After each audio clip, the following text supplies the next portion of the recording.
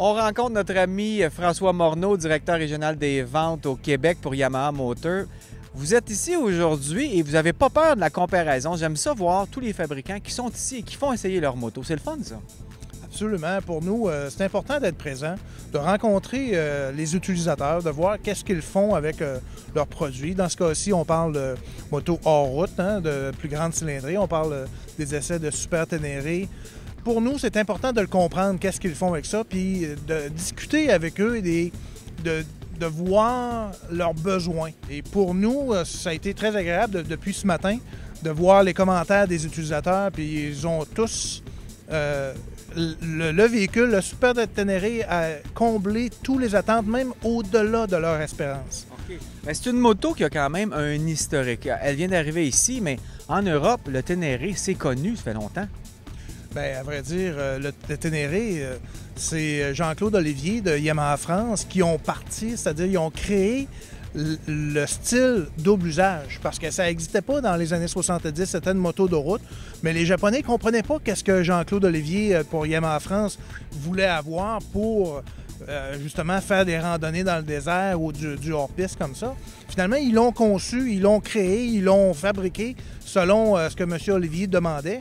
Puis suite à ça, il y a plusieurs marques qui ont copié notre parti dans le style. Et voilà, c'est certain. Et c'est développé en course, donc c'est important de savoir ça parce qu'au niveau de la fiabilité, plus il y a d'électronique, quand on brasse des grosses motos comme ça, on a un peu peur des fois que l'électronique nous laisse tomber.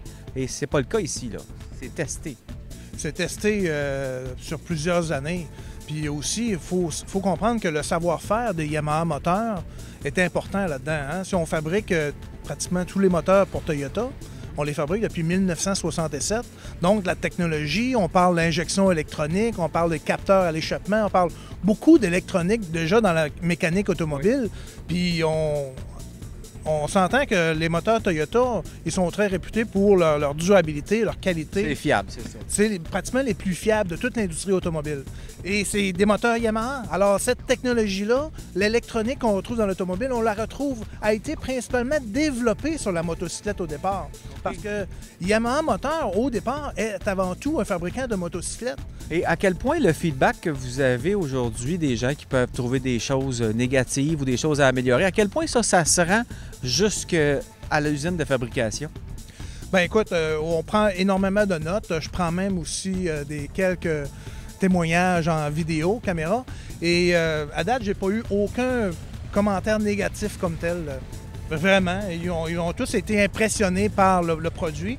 C'est certain que pour nous, on va continuer à prendre le pouls, aller chercher les informations des clients. On ne peut pas prétendre que tous les clients vont acheter un produit Yamaha, mais au moins leur donner la chance d'essayer le produit Yamaha et de prendre une décision éclairée, parce qu'on ne peut pas s'attendre à ce que notre modèle de motocyclette rencontre les attentes de tout le monde. Bien, merci beaucoup François de nous laisser essayer tes jouets.